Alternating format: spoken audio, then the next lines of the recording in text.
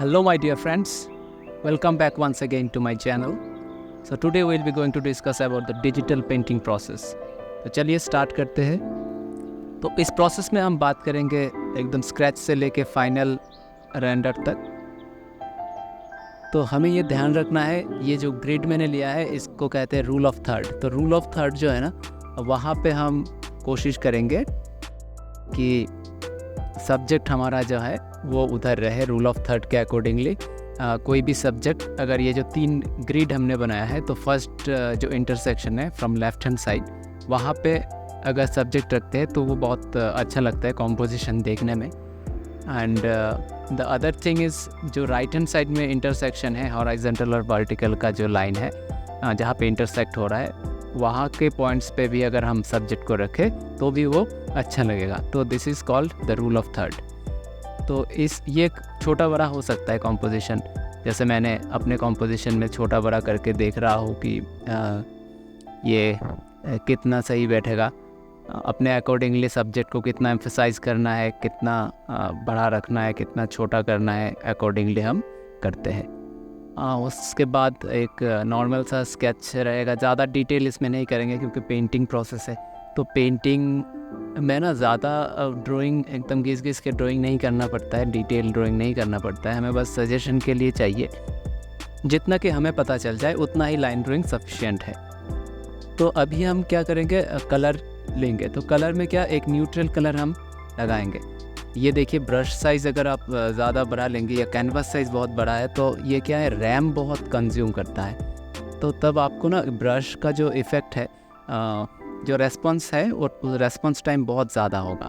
तो इसलिए आप कोशिश कीजिए कि अपने सुइटेबल एक कैनवास साइज़ चूज़ कीजिए ताकि आपका ब्रश बहुत फ्रीली चले। आप जाके एक बार देख सकते हैं मेरे सेटिंग्स पे कैसे मैंने कैनवास साइज़ सेट किया है। पॉज करके वीडियो को देखिए और फिर उस हिसाब से आप भी अपना काम शुरू कीजिए। ठीक है, तो पहले मैंने एक यहाँ पे मिड टोन यूज़ किया है ताकि बाहर का एनवायरनमेंट है तो कुछ हल्का सा ग्रीनिश, और गार्डन है एक, बेसिकली आप कह सकते हो। तो जैसे गार्डन में स्टैचूज होते हैं उस टाइप का है कुछ। तो बहुत ही न्यूट्रल कलर यूज़ करूँगा पहले, और डार्कर साइड में रहेगा क्योंकि मेरा जो सब्जेक्ट है वो एक स्टैचू है। तो स्टैचूज जो होते हैं नॉर्मली मार्बल का होता है, तो वो वाइट कलर का है। तो बैकग्राउंड अगर डार्क रहेगा तो मेरा जो सब्जेक्ट है, जो स्टैचू है, वो बहुत निखर के आएगा। तो इसलिए बिल्ड कर रहा हूँ मैं डार्कर टोन बैकग्राउंड में, है ना। तो प्रोसेस को एंजॉय कीजिए दोस्तों।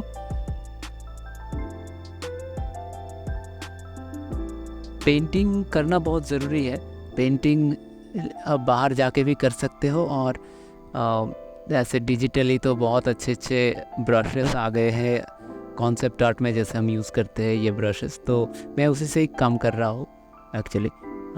तो बहुत अच्छा, जैसे हम पेंटिंग करते थे ना बचपन में या आर्ट कॉलेजेस में, या अभी भी जब करते हैं बाहर जाके प्लेन एयर, तो वही वाला फील मैं कोशिश करूँगा कि इधर रख पाऊँ। और नॉर्मली क्या होता है कि आपको पेंटिंग करना चाहिए, करने से आपको ना लाइट एंड शेड का जो प्लेफुलनेस है वो पता चलता है। तो आप लोग पेंटिंग अगर बाहर जाके नहीं कर पा रहे हैं या एक्रिलिक में नहीं कर पा रहे हैं, वॉश में नहीं कर पा रहे हैं, तो आप लोग डिजिटली ये ट्राई कर सकते हैं। तो एक पॉजिटिव बहुत बात है डिजिटल में, क्या है कि आपको जब आप गलती करोगे ना तो उसको आप सुधार पाओगे गलती का, है ना।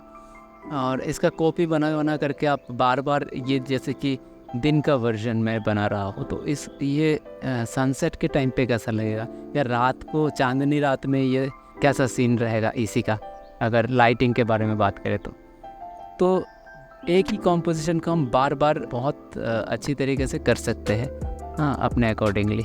वैसे तो कैनवास में भी हो जाएगा, लेकिन कैनवास में क्या है, बहुत टाइम भी लगेगा और खर्चा भी बहुत हो जाएगा। और टाइम की बात नहीं है, अगर आप एक्सपर्ट हो तो कैनवास में भी उतना ही टाइम लगेगा, बट डिजिटली ज़रा फास्ट हो जाता है, ये तो मानना पड़ेगा। लेकिन हाँ, अगर कोई कैनवास करके फिर डिजिटली करने आता है ना काम, तो बहुत अच्छा होता है काम। मैं रेकमेंड करूँगा आप 2-3 कैनवास पे पहले काम कीजिए और फिर डिजिटल में आइए, अगर डिजिटल में आना भी है तो किसी को। और जिससे थोड़ा बहुत डिजिटल और पहले का नॉलेज है ट्रेडिशनल मेथड, तो वो पहले तो मैनुअल किया हुआ है तो उनको समझने में और भी आसानी होगा। तो आप लोग ऐसे करके प्रैक्टिस कर सकते हैं। डिजिटल प्रोसेस एक बहुत ही इजी प्रोसेस है। इजी इसलिए है क्योंकि आपको हर एक लेयर में जाके आप काम कर सकते हो। हर एक लेयर सिलेक्शन करके उसका डार्कनेस ब्राइटनेस आप अपने हिसाब से कम ज़्यादा कर सकते हो, जो कि कैनवस में पॉसिबल नहीं है। हाँ, तो कई बार ऐसा होता है कि मैं भी डायरेक्ट सबको मर्ज करके एक ही लेयर पे काम करता हूँ। मैं उस टाइम पे मैं यही मान के चलता हूँ कि मैं डायरेक्ट कैनवस पे काम कर रहा हूँ, तो माइंडसेट ऐसा कर लेता हूँ कि हाँ, जो भी है लेयरिंग नहीं है, एक ही बार में करना है, वन शॉट गो होना चाहिए। तो ऐसे एक प्रोसेस है, लेकिन वो आप उस टाइम पे उतना कॉन्फिडेंस आपके पास होना चाहिए कि आपको पता होना चाहिए। गलती का गुंजाइश तो होगा, पहले पहले आप काम करेंगे तो होगा। अभी मुझे भी गलती तो होता है, ऐसा नहीं है। डिजिटल है तो फिर Ctrl+Z है तो इसलिए बच जाते हैं कई बार। तो ऐसे मत सोचिए कि मुझसे गलती नहीं होता है, कई बार गलती होता है, मैनेज कर लेता हूँ, वो कोई बात नहीं है। वो आप भी करेंगे तो आप भी मैनेज कर पाएंगे। तो बेसिकली है प्रैक्टिस आपको करना ज़रूरी है। मैं चाहूँगा कि आप लोग जाके बाहर plein air water colour study कीजिए, कौन सा कलर का वैल्यू पेपर में कैसे दिखाना है, लाइव जो कलर दिख रहा है वो एक्चुअली आपको पेपर में लाना है तो कौन सा कलर यूज़ करना पड़ेगा, या उसी कलर का रिप्रेजेंटेशन आप कैसे कर सकते हैं दूसरे लाइटिंग पे। हाँ, ये सब जो चेंजेस है एनवायरनमेंट का कलर के ऊपर जो इफ़ेक्ट है वो कैसे लाएंगे। तो ये जितना आप लाइव करेंगे ना उतना आपको खुद का एक्सपीरियंस रहेगा और आप उतना ही अच्छा डिजिटली भी पेंटिंग कर सकते हैं। और मैं ये पेंटिंग प्रोसेस ना लेयर वाइज आपको दिखा के कर रहा हूँ। मैं बार बार हमेशा से यही कोशिश करता हूँ कि आप लेयरिंग को समझिए, इसलिए मैं कभी भी फुल स्क्रीन करके नहीं काम कर रहा हूँ। मैं कोशिश करता हूँ हमेशा, कभी कभी कर देता हूँ फुल स्क्रीन में, तब क्या है लेयर छुप जाता है। तो मैं कोशिश करता हूँ कि लेयर मैं आपके साथ शेयर करूँ। लेयर शेयर करने से ना आपका लेयरिंग जो मैं क्या रख रहा हूँ, कौन सा लेयर ऊपर जा रहा है, कौन सा नीचे है, आप देख सकते हो, और कौन सा लेयर पे काम कर रहा हो। तो ऐसा नहीं कि दूसरा लेयर पे काम कर रहा हो लेकिन काम करना था किसी और लेयर पे और फिर मिक्स एंड मैच हो गया एंड फिर गलती हो गया, तो तब जाके मुश्किल हो जाता है। तो आप लोग लेयरिंग का ध्यान रखना, हमेशा आप देखना कि मैं कैसे लेयर को ऊपर, कौन सा लेयर ऊपर होना चाहिए, कौन सा नीचे होना चाहिए। ये सब आप जब करेंगे ना तो आप लोगों को ऑटोमेटिकली पता चल जाएगा। और कोई अगर आपके पास पेन टेबलेट है ना तो मैं ये सजेस्ट करूँगा कि आप मेरे साथ साथ कीजिए, जैसे मैं कर रहा हूँ उसको देखिए, पॉज कीजिए और फिर आप भी ट्राई कीजिए सेम टू सेम उसी को करने का।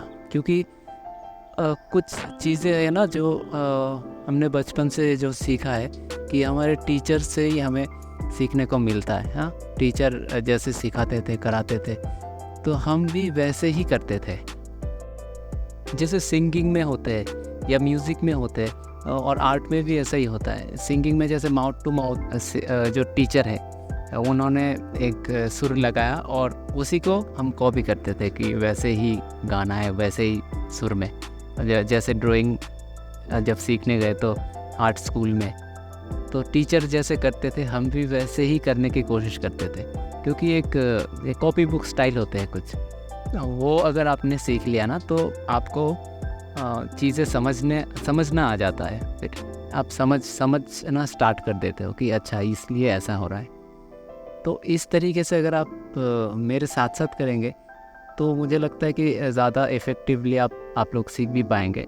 और ये बहुत ही बेस्ट तरीका है, मतलब ओल्ड तरीका है बट कारगर तरीका है, इससे बहुत हेल्प मिलता है। तो इसलिए तो वर्कशॉप्स वगैरह जो होता है इसीलिए ही होता है कि वर्कशॉप्स क्यों करवाते हैं, क्योंकि आप जो आपका मेंटर रहता है वो जो करते हैं आप भी वही करते हो। तो इससे क्या है, मेंटर का जो एक्सपीरियंस है वो उस टाइम पे ही शेयर करता है और आप भी देखते हो और उसी टाइम पे उसी एक्सपीरियंस को आप भी करने की ट्राई करते हो और आप भी सेम एक्सपीरियंस करते हो उनके साथ साथ। तो ये एक बेस्ट तरीका है कि आप देख देख के कीजिए, सीखिए, समझने की कोशिश कीजिए और बाहर जाइए, बाहर जाके लाइव ड्राइंग करना चालू कीजिए, तो उससे भी बहुत हेल्प होगा। ठीक है।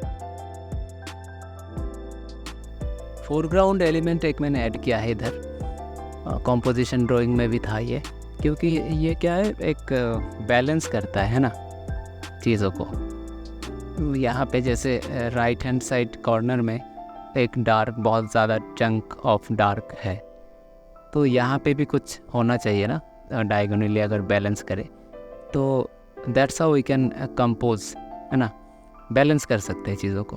तो कंपोज करना भी एक बहुत सोच समझ के करना चाहिए।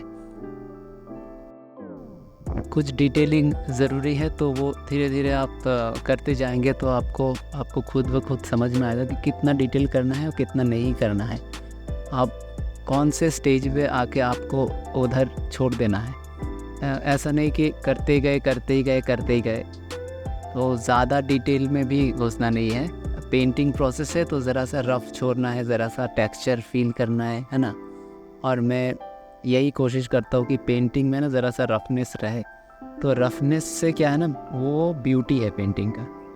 जितना रफ़ रहेगा ना आपका, डिटेल तो है थोड़ा बहुत, लेकिन उतना डिटेल उतना रफ़ में ही निकल के आए तो बहुत अच्छा लगता है। तो चलिए एक लेयर लेता हूँ और अभी ना हल्का सा मैं और एक लेयर में मैं और डार्क बिल्ड कर रहा हूँ बैकग्राउंड में, ताकि मेरा सब्जेक्ट और भी निखर के आए। तो ज़रा सा कोशिश कर रहे हैं कि और भी ये निखरे, और मुझे जैसे पहले से अभी ये बेटर लग रहा है, और भी ज़्यादा डार्कनेस है। अभी एक सॉफ्ट ब्रश यूज़ करके मैंने लाइट का इफ़ेक्ट दिया है ज़रा सा, जैसे कि धूप गिर रहा, और लेयरिंग का ऊपर नीचे हुआ है कुछ, मैं यूज़ कर रहा हूँ फ़िल्टर, और कुछ बटरफ्लाइज ऐड करूँगा ताकि ज़रा सा ब्यूटीफाई हो जाए। तो दोस्तों ये था मेरा एक बहुत ही short process of doing digital painting. तो यही प्रोसेस रहता है मेरा लगभग हर एक कॉन्सेप्ट आर्ट प्रोसेस में, या कोई भी डिजिटल पेंटिंग के प्रोसेस में, इलस्ट्रेशन के प्रोसेस में। तो पेंटरली जो क्वालिटी है वो रखने की कोशिश किया मैंने इधर, क्योंकि पेंटिंग का ही था तो ये ज़रूरी था। तो आई होप आप लोगों को ये पेंटिंग पसंद आया है। तो चलिए दोस्तों, फिर मिलते हैं एक नए वीडियो में। तब तक के लिए बने रहिए पेंडोरा बॉक्स स्टूडियोज़ के साथ। Thank you so much.